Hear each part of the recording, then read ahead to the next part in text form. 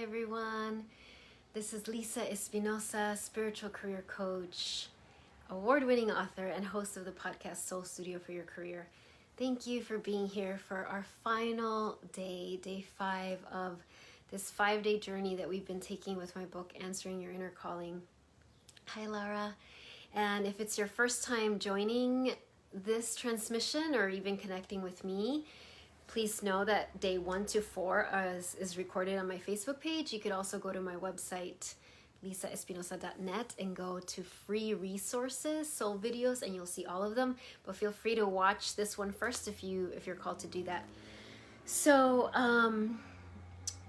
when I planned this, or my soul planned it, I didn't. We already were going through the pandemic, which is already was very intense. Hello, Leticia. And now I'm transmitting this from Chicago. And now, of course, we have all this other pain that's unfolding as well. And I have to share, as I was getting prepared for this transmission, part of me was like, gosh, do I still do day 5? Like, wait. And then it was like, of course I still do day 5, because the whole intention with everything that I do, and, with my book, with even, with this 5-day transmission, is to help us awaken to a deeper connection with our soul. And remembering that your soul, hello, Jan, so glad you're here, that our soul is eternally tapped into Source, God, the divine, whatever word you want to use.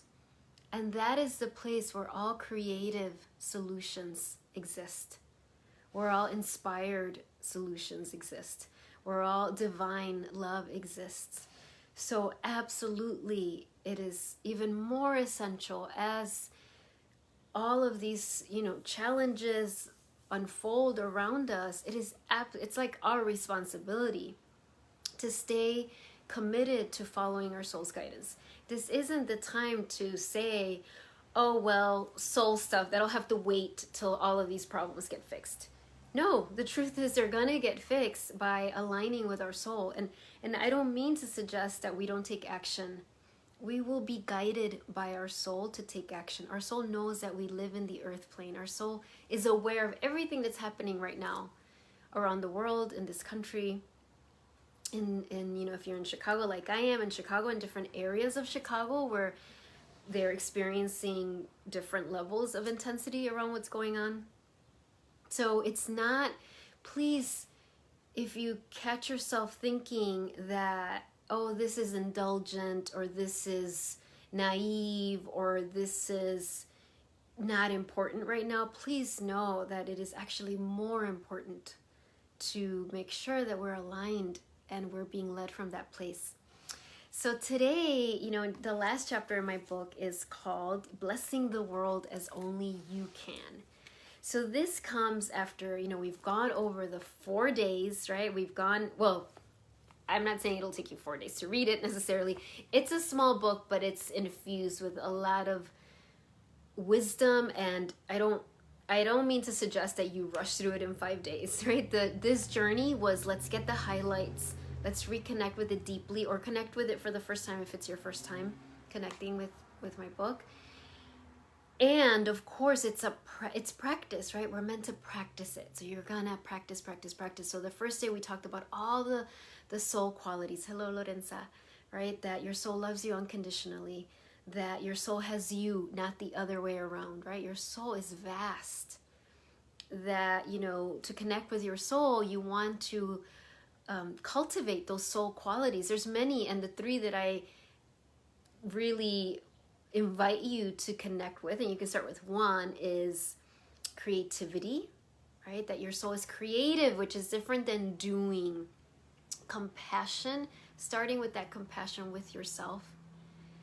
And then receptivity, right? That your soul is eternally receptive. It is always receiving from the divine. So if we want to connect with our soul, we need to be receptive as well. We need to receive, not from a place of entitlement or selfishness, but from a place of, I am going to receive my soul's love and wisdom so that I can extend that to others, so that I can affect the world in a positive way, not the world affect me in a way that makes me feel like I'm just flattened and I'm powerless, right? So that was chapter 1, right? And I shared my story of leaving teaching and just all of that that entailed. Now that's been 10 years ago. Practice 1 was about committing to your soul, right? Remembering that commitment practice. Just like think about someone in your life that you're deeply committed to. It might be your spouse, it might be a friend, it might be a client, whoever it is. And you know that commitment is something you do every day, even if you're not consciously thinking that. You know that if you want to keep that relationship authentic and loving and ever growing, that it is an ongoing commitment practice. Same thing with your soul.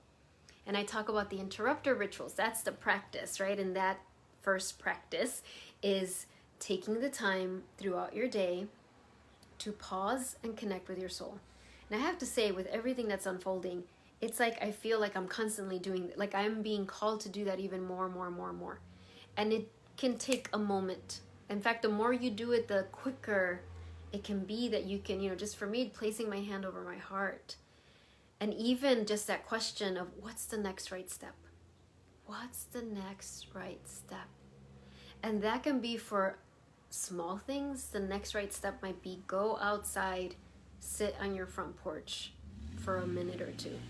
Or the next right step might be, go create that workshop and teach it in that way, right? And, more and more I'm recognizing that the big steps come from all the little steps you took with your soul and said yes. So you want to practice on those little things. Practice like asking that question, what is the next right step? And it's okay if you don't hear it right away. Just asking the question your soul is answering, and the answer will become clear. So there's all the different exercises for that in practice 1, right? How do you do that? And the reason I'm reviewing right now, well, one is because I'm a teacher, and that's what we do. I'm in this different role now. It's still teaching, but teaching as in like teaching 7th graders is still in my genes, and it's like all ages need this, but really 7th graders really need review. So that's so important. But as you hear this, I write in the last chapter that I don't want you to get overwhelmed. Hello, Kathleen. So I don't want you to, when this is done, to be like, oh, that was so helpful, but where do I start? Do I do this practice or that practice or that practice? And then you just, as one of my teachers says, indulge in confusion, right? You allow that to keep you from doing anything. So as I review the practices, check with your soul. In fact, let's do that right now. Bring your hands to your heart. And we say, beautiful soul, show me what is the most important practice for me to focus on, to commit to. Maybe to commit to in June or commit to this week. Just ask your soul, beautiful soul, which of the practices is the one that's the most important for me right now? So just by you asking that question, you will know. Remember, your soul is so wise, does not waste your time. So 1 was the interrupter rituals, the commitment practice, right? 2nd practice was naming and embracing your fears. To have a practice of, because when you're committed to following your soul's guidance, to evolve your career, to share your medicine, you're gonna have fear.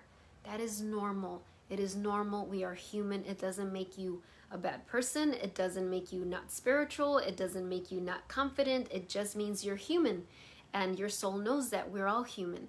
So we're going to feel fear, and that's normal. What you can do with that fear then is to have the courage to name it. Hence the naming and embracing, right? So naming, saying like, I have a part that's really scared. I have a part that's scared to share my work with others. I have a part that's scared to, I just, for example, just created, this weekend was very intense around here. I know it might be as well where you're watching this from. And it was just a lot of pain. And I was really in prayer of like, how do I respond? Not how do I respond? I knew what my response was, but it was a question like, soul, do you want me to create something to help? Right? And so to be in that prayer, and yesterday the answer for a long time was just let yourself grieve. I really needed to be after I was done with the Facebook Live and I was done with some work things, to let myself be sad. That it was okay to be sad about what's happening in the world. And it was okay to be sad about, my husband's a teacher, and even though it's remote learning still in Chicago Public Schools, just that, the neighborhood where he teaches in, there's a lot of pain right now there, a lot unfolding. So my soul was saying, it's okay to be sad, because I wanted to snap out of sadness and get into action, which is a common human thing that we do. But my soul was like, let yourself be sad. In fact, you want to be sad about this. And that was true. I don't want to be happy right now. I'm in joy right now in this moment. I don't want to be paralyzed by sadness or depression, but it's also a very human response to feel sad. And that was normal, and that was good. That was fine for me to be there. And then as I let myself grieve and be sad, and of course that process continues, then to be able to hear like, oh, okay, this is what I'm creating. This is what you're guiding me to create, soul and the divine. Do a gathering. It was like a priestess gathering, right? And the words that came were, it was prayer, peace, and power, right? Prayer, peace, and power. That was what like emanated from my soul. And it wasn't like I was trying to do alliteration. I was like, what can I do? It was like, as I was in that space, connecting with my soul, right? Asking that question, what is the next right step for me? Hello, Annette. And first step, grieve. Let yourself be sad. It's okay, be sad, And then it was, as I allowed that, then it was like create a gathering to remind people the power of prayer and spiritual activism. And I'm not saying that that's all you will do. For some of you, that might be it. And I want to say that that isn't less important than physical activism. You might be called to do both. But that was what was birthed from within me. So it's on my Facebook page if you want to see it. It's next Friday. It's a free gathering. That's what came from within my heart, from that place of asking the question, what is the next right step? And knowing that to tie this back to practice number 2, naming and embracing your fears, you can't name or embrace them if you are afraid of feeling your feelings, if you talk yourself out of them. So you name them. So for me, yesterday would have been, I have a part that's really sad. And I have a part that's sad and doesn't feel I can be inspiring to people when I'm this sad. That was my truth yesterday at some point during the day. And then to connect with my soul and recognize that's okay that you're sad. Let's grieve. Let's give ourselves some time to grieve. I'm not saying I'm done with it, but I allowed myself to do that. Then from that place, right, allowing my soul to embrace that part of me. And in that chapter, I outline questions. I give you questions to ask your parts. How long have you been with me? What are you afraid will happen if you stop doing this job? So for example, many times when I'm coaching people to evolve their career, right? They might have a part that's very self-critical. Like, oh my gosh, like so critical. Like, why didn't I do that? Why did I do this? Why can't I be more confident? Whatever it is. And, as you get to know that critic, right? Or for some people, it's a punisher, knowing the punisher or the critic. If you remember all the things we talked about, and please, this is day 5, so if you go to day 3, I really go into the practice I'm talking about right now. If you remember that every part has noble intentions, even the critic can be so intense, right? And what I was getting at in the chapter, I write about questions you can ask these parts of you. So asking the critic, how long have you been with me? And it's amazing that they answer, and they might be like, since you were 5, since you were a child, since you got this job, whatever it is. How do you help me?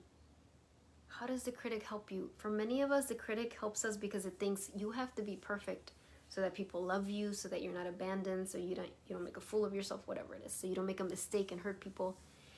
And then there's more questions, but I just want to add this one here. It's just so important. What are you afraid will happen if you stop doing this? So with the critic, what are you afraid will happen if you stop criticizing me? What are you afraid will happen if you stop judging myself, So that practice, naming and embracing your fears, you get to know the parts, but most of all, you're letting your soul embrace and love those parts. Because remember, your soul loves every part of you, every part of you. Your soul doesn't have favorites. So even if all you can do at first is like, oh my God, or even right now, moving beyond career, I know that if you're watching this now or watching the transmission, you are a loving, open-hearted person, and you are, and we're all human, right? So of course we can have judgment of others. So if you find yourself in that place, judging others, or again, you don't shame yourself. You just know that's a part. Oh my gosh, there's a part of me that's judging right now. And instead of shaming yourself for it or pretending you don't have it, having the courage to name that, like, I have a part that's judging that person right now, or judging that group of people right now.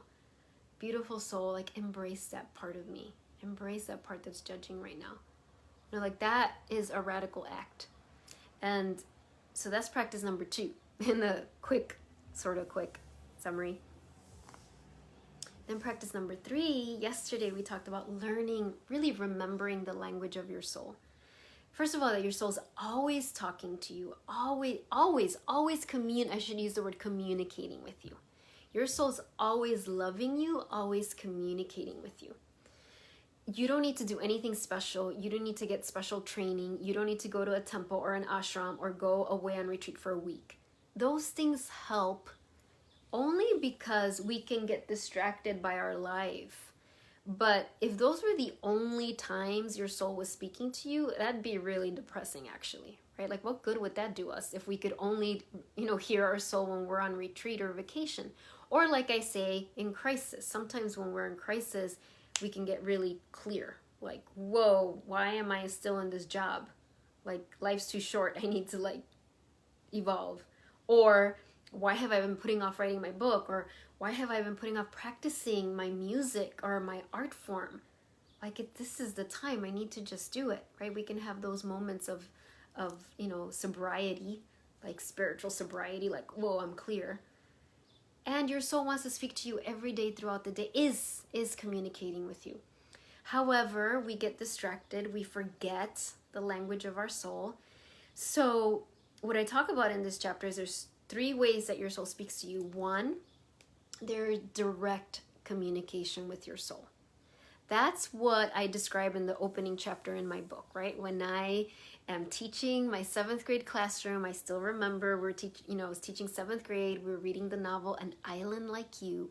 Great, great novel, by the way, if you haven't read it.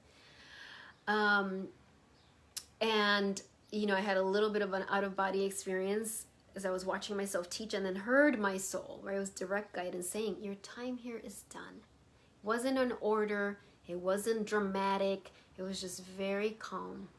Your time here is done. And then I was kind of back in the classroom, right, and teaching. So direct guidance, you might hear it. You might see it. Maybe you're in prayer and meditation and you're asking a question, right? You're asking the question of what's my next step? And you see an image. That's clairvoyance, right? You see a vision and oh, that's how your soul's communicating with you. One of the most common ways that your soul speaks to you is called clairsentience, which is when you get a feeling. So you might have that where I just had a feeling that I was supposed to make that phone call. I just had a feeling that I was supposed to go to that yoga studio. I just had a feeling that I was supposed to read that book. The sad thing about that is that a lot of us dismiss that. We're not taught that is a valuable way we get information. So many times people talk themselves out of it. Oh, I had a feeling, but I ignored it because my brain, my logic was saying that doesn't make sense. But your gut was saying, hey, take this direction instead, right? So there's direct guidance. And again, in the chapter, I write all the different ways that your soul speaks to you directly.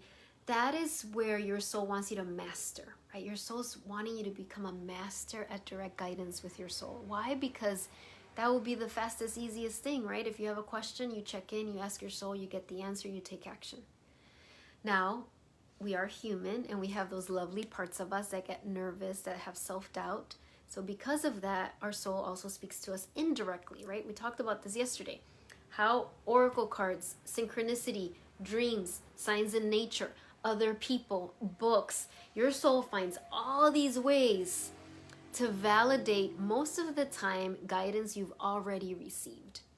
So you might be thinking, I feel like I'm supposed to, enroll in that program, or I feel, but you're just kind of like talk yourself out of it. And then you do an oracle card reading and that validates that, or you read a book and something you read in the book totally validates what you're thinking, or you have a dream, or there's, I love how animals speak to us, symbolically. So maybe you get information that way, validation that way. So there's that indirect guidance. So direct guidance and indirect guidance, they work together so beautifully. And finally, the last way is through spirit guides, right? So this is non-denominational. Now, if you connect to a religion that you love, then, that might be the spirit guides that you connect with, and that's fine. Angels, beautiful wise beings like, Mother Mary, like Kuan Yin, like Buddha, like Jesus, like Mahavatar Babaji, there's so many. So, or you might not even have a specific form, but you feel a presence of this loving being that is helping you. And these loving beings don't have an agenda other than helping you align with your soul, helping you to create your legacy of love. As one of the books that I continue to study, the Sophia Code, she talks of the ascended masters there talk about creating your legacy of love.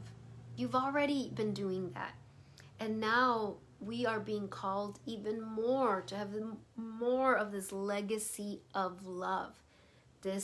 What does that mean? It means that not only are you helping people now, but you're creating these systems, like it's gonna stay in the earth even after you leave the earth plane, right? There's that level of commitment that you have. And I don't mean you have to become famous. I mean, that might be part of it, but not necessarily. There's many people who nobody's ever heard of who are creating a beautiful legacy of love. So these spirit guides many of them lived human lives before becoming spiritual ascended masters. They created legacies of love, right? So those are the three ways: direct, indirect, and spirit guides. And then yesterday I did a 3-card reading for you, right, for June, using one of the indirect ways that your soul can speak to you. So now we get to the final day, right? Blessing the world as only you can. So I write in this chapter, first of all, to not get overwhelmed, right? To not feel like, don't allow your brain to go there. Like, that was too much. I don't know where to start. Ask, right? And, ask, okay, where do I begin? If right now your soul is saying the most important thing you can do right now is commit to every day doing at least 3 interrupter rituals. This is aside from any meditation practice you do, or maybe you don't have a meditation practice, that's fine. But 3 times during the day, you're going to pause, bring your hands to your heart, and just receive from me, and ask me, what's the next right step? Let's say you did that for 1 minute, 3 times a day. That's 3 minutes a day. We all have 3 minutes a day. And still, if you choose that, still notice how much resistance you can have for that. Why? Because the ego's afraid that the soul will take over, which is exactly what we want to happen. So maybe that's what your soul says to do. Or maybe your soul says, you know what, I really want you to work on loving some of these parts that are really sabotaging you right now. To really work on self-acceptance. Like, use this month for that, to really do that. Or maybe your soul's like, work on remembering how I speak to you. Get some oracle cards, start to write down I have some of these exercises in the book where I say, journal, write down some of the messages you feel you're receiving from your soul. And then say, soul, send me signs. Keep validating that I'm on the right path. Please send me signs that I heard you correctly. Maybe that's what you focus on in June. And so I wanted to read, there's a part in the end, and actually when I started this whenever that was, last week. Time is so strange right now.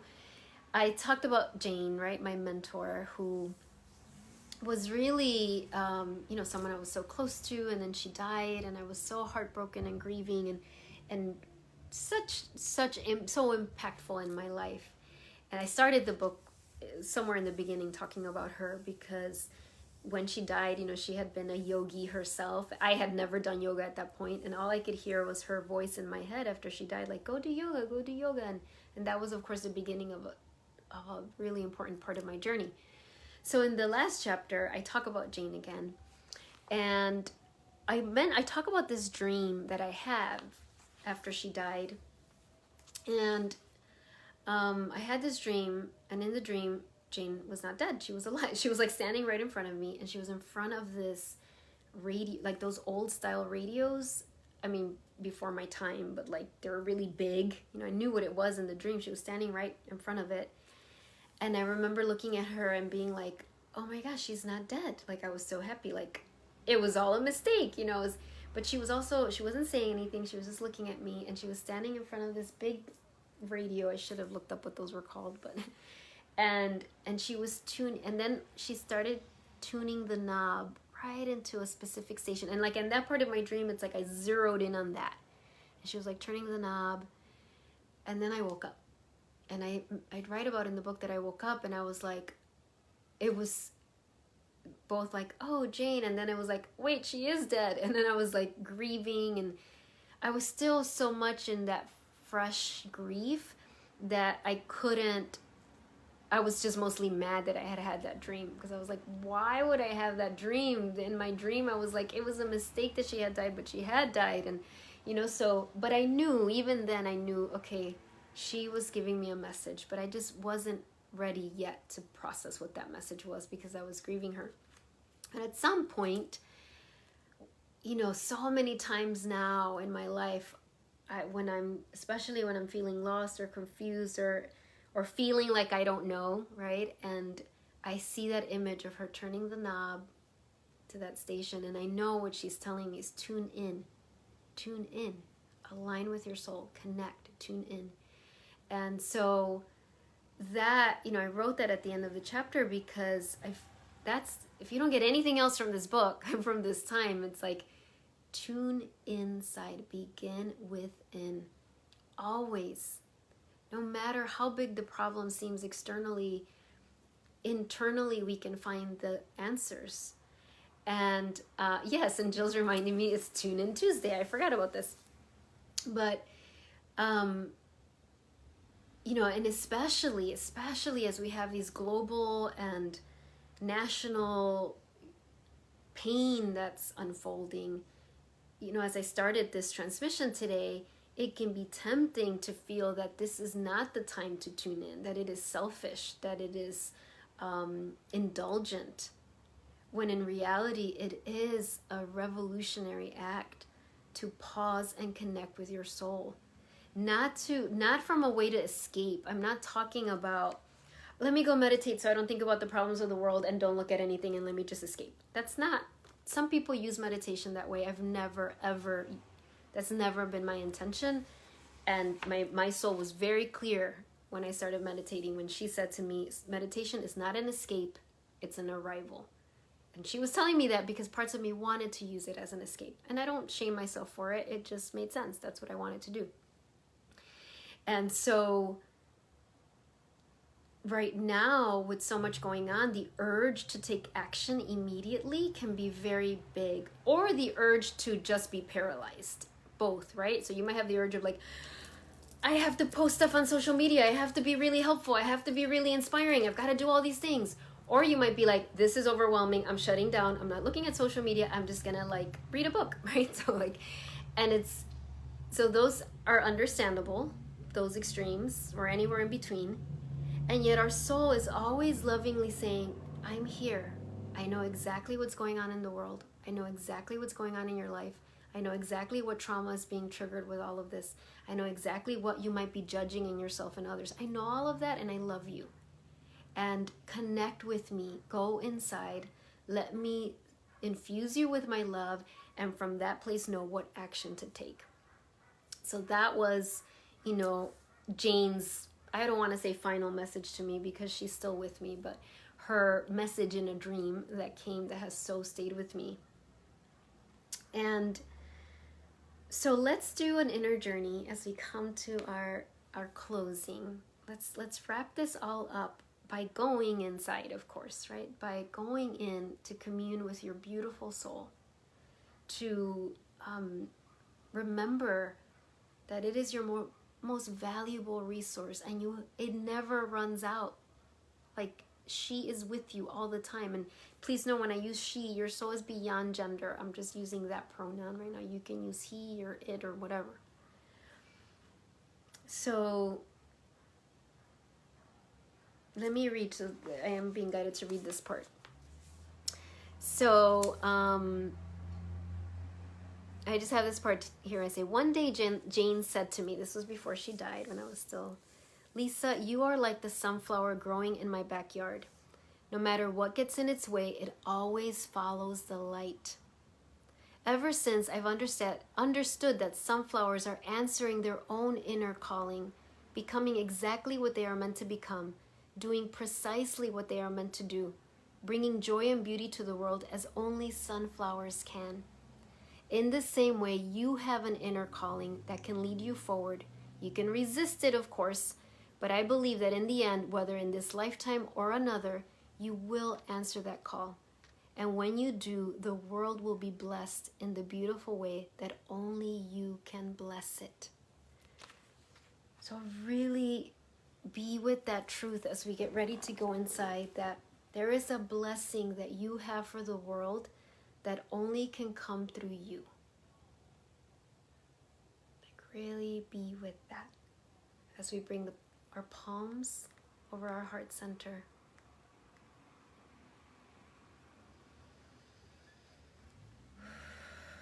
Take some nice breaths.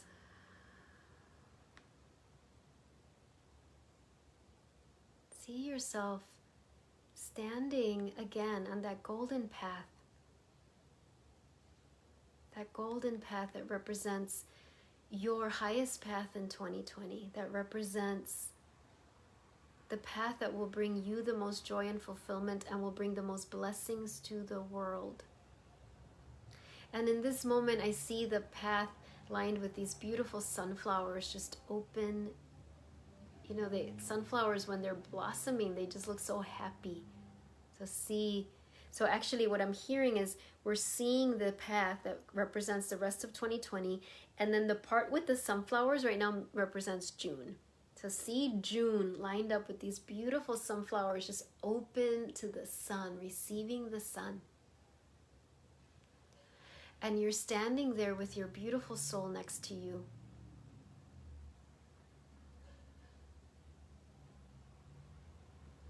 And in this space,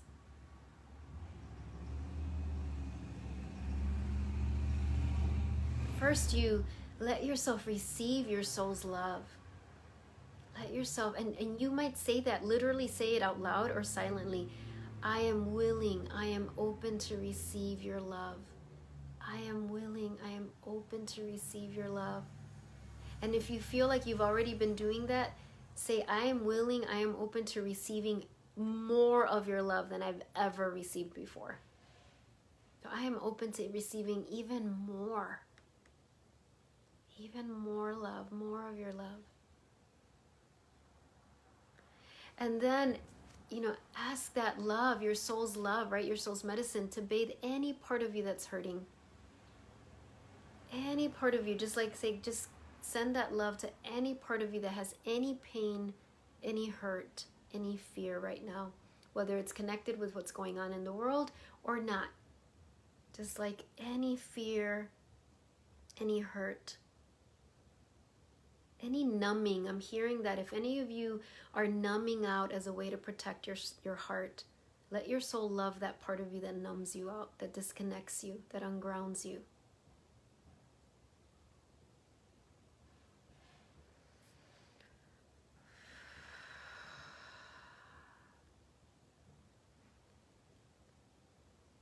So receive your soul's love. Let that continue to happen as now you walk on this path and see these sunflowers. It's like they're so joyful and happy to be sunflowers. And they're so joyful and happy that you are you. And as you stand there, maybe you're walking, maybe you're standing, and these sunflowers in my vision, they're like trees. They're some are smaller, but some are like so big. And those that look like trees are like their bloom is pointing down, so they're like sending this light over you. And as you walk through this canopy of sunflowers,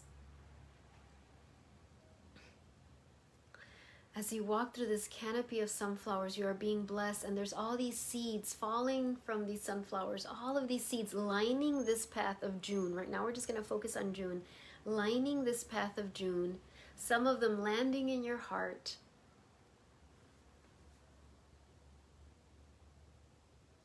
And then you ask your soul this question, beautiful soul, what is my role right now? What is my role in the healing of the planet right now? What is my role? How do I help? How do I help? How do I help? Please do not dismiss whatever comes. If you don't receive guidance right now, know that it's in your heart and it will become clear at the right time. But if you hear something that feels small, don't dismiss it. Your soul knows. So if your soul says, pray, meditate, that's your biggest help right now, listen to that. But maybe your soul says something else. So then asking the question, what is my biggest contribution right now? What is my biggest contribution right now? Right now, as there's all this pain and hurt in the world, what is my biggest contribution? What is my biggest contribution? And just receive that answer, those answers in your heart, whether you're aware of them or not yet. Thank your soul. Feel the beautiful sunflowers blessing your path. As we bring our palms together in front of our heart. And we bow to each other, bow to everyone who will ever watch this transmission, and all of you who are here live. And see your beautiful soul bowing to you. See the sunflowers bowing to you in deep reverence and joy. And any of your spiritual teachers and guides that are here, see them bowing to you with so much love and support for your heroic human journey. As we end with a namaste, namaste.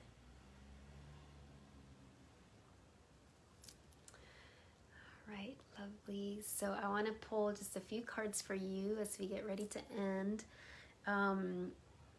Please, if you know anyone who would benefit from watching these transmissions, send them to watch. Again, they're free on my Facebook page or on my website. And what else do I want to say? Thursday, there is through the Infinity Foundation, the Strengthening and Cutting Energy Cords workshop. I'm very, very excited about that. And everything always ends up coming at the right time. This was in the calendar since the beginning of the year. And now, as we get closer to it, I'm like, oh my gosh, this is so important to teach people about their energy body, to teach about how can I cut the cords that do not serve me, that are making it hard for me to hear my soul, and how do I enhance those energy cords that will tune me into my wisdom and will help you radiate your love and light to the world even more powerfully. It is going to be over Zoom. It will be recorded if you can attend live, 7 to 9 p.m. I hardly ever do evening offerings, so and you can register through the Infinity Foundation. I think it's like $35 or something. So, and final thing, if you have my book and you're inspired to write a review on Amazon, I would so appreciate that. It really does help other people who are not connected to my work to, when they read reviews, it helps them to know, like, okay, this is a book that will help me. This is something that will can be supportive for me on my path. I know many of you have already done so, but just in case. Okay. So let us start. And I'm gonna actually, I got the Earth Warrior deck today. It was like the one of the ones I wanted to be, because we are Earth Warriors, not as in war, but as in these, you know, warriors of love and light. I'm really mentoring with White Buffalo Woman right now, and oh my gosh, she brings this lightning power. She's like, remember who you are. Like, these are the times we've been preparing for. Like, we're ready. We're here. We're like these love lighthouses. You know? All right, so what's the message from your soul here? All right. Okay. Ah, there's another one sticking out. It's calling to me too. Oh, I've never gotten this one. Circle Cross of Tenon. Oh my gosh, I have gotten this. Sorry, I get so sidetracked. Okay. It says, rare intersection of heaven and earth. This is such a powerful card. I've only gotten it once before. Here, look at this beautiful card. What number? Number 5. Oh my goodness. Okay. So it says, I'm not going to read all of it to you because there's pages and pages. Okay, I'll read this. Your plans and purpose are in alignment with greater cosmic forces. Whether you see it coming or not, things will fall into place, and what you have been working towards will come to fruition. A rare intersection of heaven and earth will result in a precious manifestation of grace. The divine shall correct a situation that is in need of realignment. Fear not, pray boldly, and be faithful. All is well. And this is like, there's a portal opening right now. This is what the message of this is. There's a portal opening right now where there is great divine intercession happening. And whatever it is you have been working on, and maybe you're like, what have I been working on? Like, your heart knows. It is coming into alignment. And I love how it says, pray boldly. Pray boldly. So no little prayers. Not like, oh, I hope this works out. No, like, pray boldly. Have your vision, and hawk medicine is so connected to this. And I'm just remembering I had a dream about a hawk nest that was outside our tree. Anyway, sorry. So hawk medicine. Pray boldly. See the vision. The hawk medicine will help you have the vision, the bold vision. So when we get together on the 12th, I hope you can join me. Our Lady of Guadalupe is one of the overlighting mentors of that priestess gathering. That's the instruction. It's like, pray boldly, no little prayers. We are birthing a new planet. Like, we are creating with our love and our light a new paradigm. And we're going to be bold in our prayers. And this card is saying there's a wonderful portal that is open right now if you say yes, which if you are watching this, you say yes. Oh my gosh. And I just have to read this line. The priestess, the one who bridges heaven and earth, dwells within the lunar pyramid of the ancient city of Teotihuacan. Of course. Sorry. I love the Mexico connection. Anyway. So here we go. There's that. And let's just do a surrender card. Yes, I love this card. Thank you, Jan. And then we will be done. Surrender your fear of change. The universe is reminding you that you are cared for always. Whether you're afraid of a change in your job, your health, or a relationship, or if you fear aging or death, repeat the affirmation, I have faith that all is well. I have faith that all is well. I have faith that all is well. Look at her on that horse.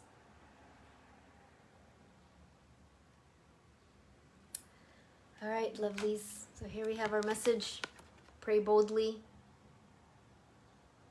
Everything is aligning, and release your fear of change. Thank you, everyone. It was so lovely to be with you. I hope to see you in any of the many, many offerings that June is going to bring. And yeah, go out there and like radiate your light. Thank you, Annette. Radiate your beautiful, beautiful light out to the world in however way your soul is guiding you to do that. Bye, everyone. I will see you soon. Bye. Thank you, Lorenza. Bye, everyone.